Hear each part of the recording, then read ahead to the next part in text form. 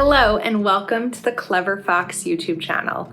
My name is Ilysse and today we are kicking off the new year strong by focusing on finances.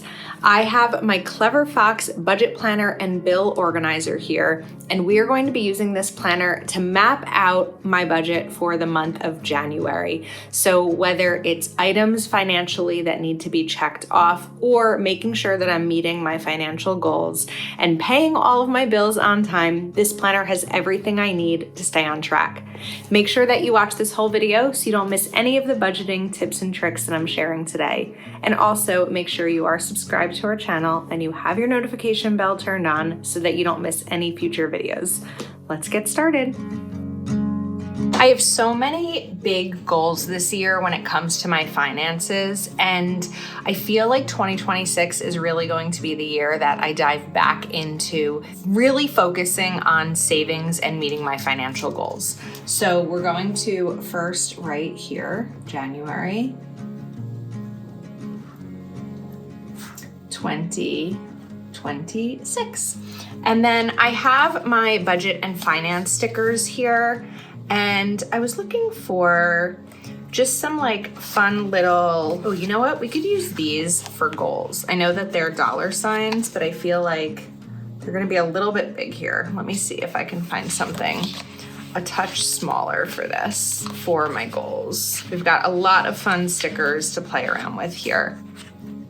You know what we can do? Let's grab these and just list them as 1, 2, and 3. So these will fit nicely in this space right here. And this way they're really bright and obvious there. So we'll do 1, 2, and 3. So my financial goals for this month, one of them is going to be to sell my Peloton bike because I'm not really using it, and I'd rather sell it and put that money towards savings. The next one is going to be to save 10% of all income. And the third one is going to be 3 no spend days per week. And I think that that will really help me manage some of the impulse spending that I do sometimes by only letting myself spend money 3 days per week. I'm going to use a bullet point marker for the checklist just to brighten these up a little bit. If you don't have a bullet point marker, you could always just color them in if you wanted to add color, or you can leave them as they are. So the first thing on my checklist is going to be to set up auto savings. The next thing that we're going to do is December expenses. Each month I go through my expenses from the previous month for my business for tax purposes. Speaking of taxes, I'm going to write taxes due 1/15 because I pay quarterly estimated taxes. The next one is going to be collect tax forms to prepare for my 2025 taxes. I also want to meet with my accountant. And then I'm going to write start marital discussions. So my fiance and I have talked about this in other videos. We need to start discussing how we want to handle our finances once we move in together. And I think not once we move in together, we already live together, once we are married in August. So this could be a very quick discussion of us saying, okay, how do you want to do it? And maybe we have the exact same idea of how we want to handle things. And then the discussion is over, or it could be something that's ongoing. So I just want to have that discussion started so that we can start to think about it. We both have planning mindsets, so I think that it's really important to get that, discussion started now. The next thing is going to be income. So for my full-time job, I'm going to write just the initials of my job. And for the month of January, my income will be $4,153.48. Now I know what I have to work with through the month. I do have my business, which gives me the opportunity to pay myself partially for what I want, but I try to really pay only very minimally from that and put the rest directly into savings. I will have 3 savings goals for the month. One of them is auto savings, so that's where I want to save 10% of my income. The next is retirement, and the next is, I'm just going to write H&M goal. I'm going to be paying for the hair and makeup for my bridesmaids, and it's a pretty big savings goal that I need to reach to be able to pay that. So I'm really focused on that. And my goal is, so from this, we're going to do some easy math here, and this will just be $415 into savings, because 10% of my income. Retirement, I want to put $500 into savings. I don't have a 401k at my job, so my retirement savings falls entirely on me. So I want to make sure that I am focusing on that throughout the year. Then we're ready to get this dated. So let's get our dates in here. Now that my dates are down, I can add in paydays and bill due days. So I am paid on, I'm paid on a weekly basis. So I'm paid every Monday, except when Monday is a federal holiday, like it is on the 19th. In that case, I will be paid the Friday before, but I typically still will won't touch the money until Monday because I need it to last, that week. So now that we have the paydays in, this is a little bit of a smaller budget calendar. So a sticker like bills may be big for this space. So instead, what we're going to do is just add another bullet point. And this is where I'm going to put in my bills. And now what I can do is check them off once they've been paid. So we're going to first just mark off all the bill due dates to make it easier for me. And then we need 15, 16, 17, 18. And this makes sure, helps to make sure that I'm not missing a bill. 28th and 30th. And then we'll go ahead and write my bills down. So my homeowners association, my mortgage, then I have a credit card, my car lease. What's next? The 13th is another credit card. I pay my credit cards in full each month. I use them mostly for points, cash back, and purchase protection. After I paid off debt, I actually went about 3 years without having a credit card because I wanted to make sure that I could handle having a credit card responsibly. And when I came back to using a credit card, I opened one credit card with a $300 limit, a very low limit for a credit card. And I used that for maybe 2 years. And every once in a while, the credit card company would reach out to me and say, "You're doing great. We've increased your limit." And I would call them every time and say, "Please put it back down," because I really didn't want a limit increase. A limit increase was how I got into trouble in the first place years and years ago in my early 20s with credit card debt. It was my responsibility. It wasn't the credit card company's fault, but having the limit increase was how I started spending irresponsibly. So I really liked only having a very low limit, and I would use it for groceries or gas, very few things, until I could get into the habit of making sure that I was using it in a very responsible way. Now we are ready to map out my monthly budget. The way that I'm going to do this is I'm going to put bills and expenses both into these categories. And some of my bills are split in half between my fiance and I because we share them. Some of them are just my own personal bills. We both have bills that each of us pay for individually. So the mortgage, I'm gonna start by putting in all of the bills that we put here. So mortgage and HOA are both bills that are split. I have $1788.98, and then $450 is also going to be for the home. The next thing for the home will be Optimum, which is our internet. And split in half, Optimum is $45. I'm also going to budget just for home things. I'm going to just write a miscellaneous here for home. And this includes things like laundry detergent, toilet paper, cleaning supplies, all of that kind of stuff. We did stock up recently, so I don't see a huge expense coming through.